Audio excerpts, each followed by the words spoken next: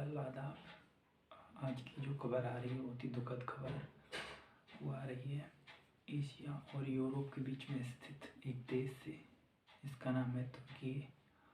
तुर्की में मंडे की सुबह 4:30 बजे एक अर्थक्वेक आया था, जिसका मैग्नीट्यूड तकरीबन 7.8 से था। 3 यानी कि जो भूकंप अर्थक्वेक आया था, ये 3 बार इसके भयंकर झटके महसूस किए गए। इसमें से फर्स्ट जो था उसका मैग्नीट्यूड 7.8 था, यानी कि 7.8। दूसरी बार आया था तब आया था 7.5, और तीसरी बार आया था उसका थोड़ा कम था, वो था 6 के आसपास।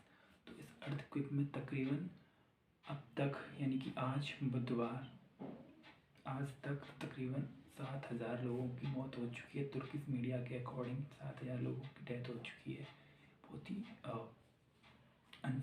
अनफॉर्चुनेट सिचुएशन है, और मौत एक हो चाहे 8,000 हो, दुख तो होता ही है। हर कंट्री तुर्की की पॉसिबल जितनी हो सकती है उतनी मदद करने की कोशिश कर रहा है। उनमें हमारा देश भारत भी है, हम भी काफ़ी मदद करने की कोशिश कर रहे हैं। इसके अलावा अमेरिका, यूरोपीय यूनियन, चाइना, जापान, सारे कंट्रीज अपने हिसाब से मदद कर रहे हैं।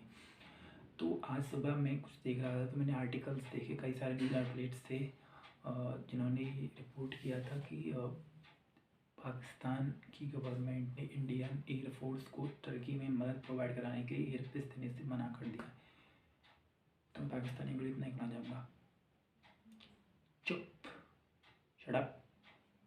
प्याज पे ध्यान दो, आटे पे ध्यान दो, आटे की लाइनों में लगो, प्याज के दाम देखो, टमाटर के दाम देखो, वही तुम्हारे लिए काफ़ी है, वही लग्जरी है, उसी पे ध्यान दो। हमें इंटरप्ट करने की ज़रूरत नहीं है, हमारे पास और भी बहुत सारे रास्ते हैं जाने के लिए।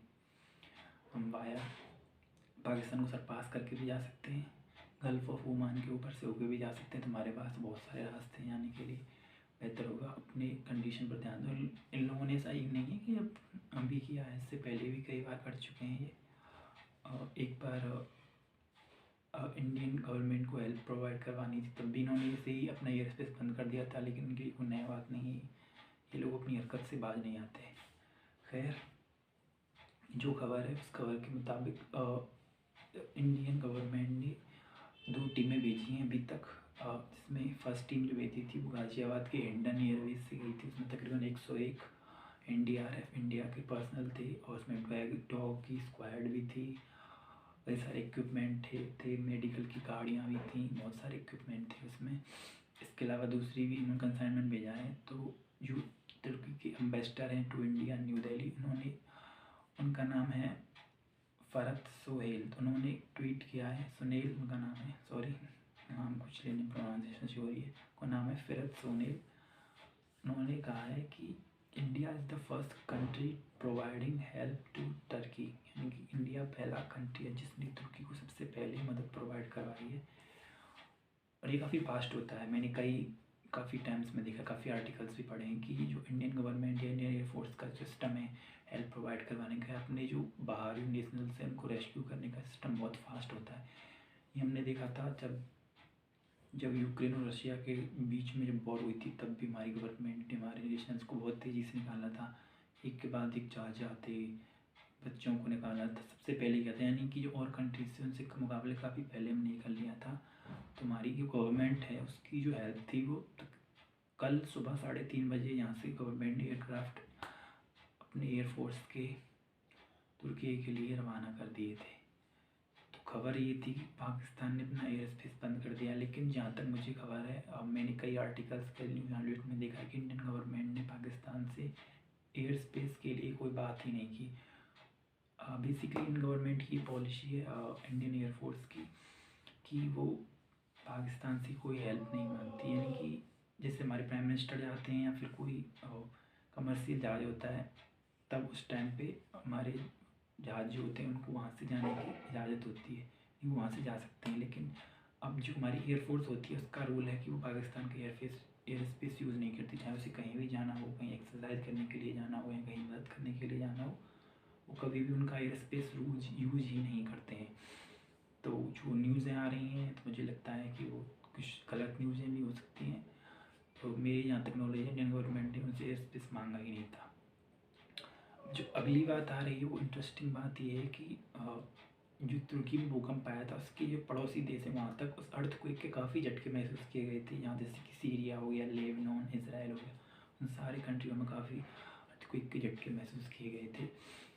सीरिया में भी काफ़ी डेथ हो चुकी है, तो इंडियन गवर्नमेंट ने सीरिया को भी हेल्प प्रोवाइड करवाई है। उन्होंने सीरिया के लिए कंसाइनमेंट भेजे हैं अपने हेल्प प्रोवाइड। तो जहाँ तक बात है हमारे पड़ोसी मुल्क पाकिस्तान, अफगानिस्तान की, तो उनके लिए सिर्फ इतना ही कहना चाहेंगे कि आप गधे एक्सपोर्ट करो, चाइना को एक्सपोर्ट करो, दुनिया को एक्सपोर्ट करो, गधे एक्सपोर्ट करो, बस आपका ये काम है गधे एक्सपोर्ट करने का। और ये खबर ये भी आ रही है कि जो पाकिस्तान खालिस्तान के वज़ीर आज़म हैं मियाँ शहबाज शरीफ और बिल्लू रानी बिलावल भुट्टो, वो भी जा रहे हैं।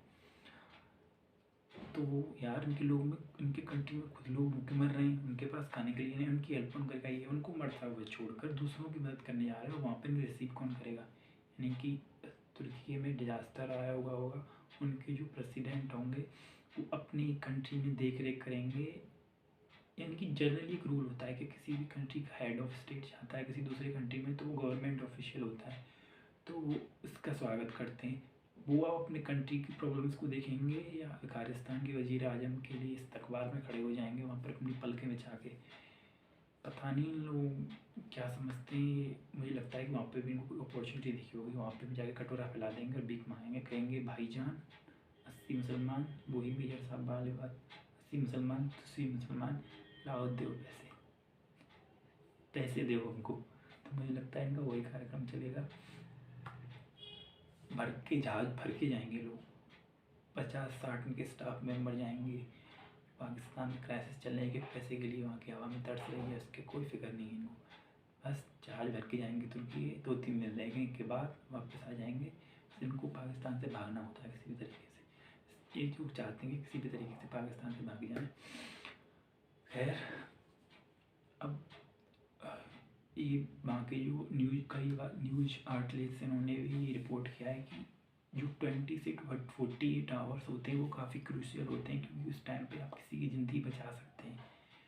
जो बंदा मलबे में दब गया है और बिल्डिंग, बड़ी बड़ी जो इमारतें थी, बिल्डिंग थी, वो कोलैप्स कर गई हैं, तो जो लोग उन मलबों में दब गए हैं ना, उनको रेस्क्यू कर सकते हैं और उनकी जान बचाई जा सकती है 24 से 48 घंटे में। तो वहाँ उनके लिए काफ़ी नाजुक थे, 24 से 48 घंटे रेस्क्यू ऑपरेशन चल रहे हैं।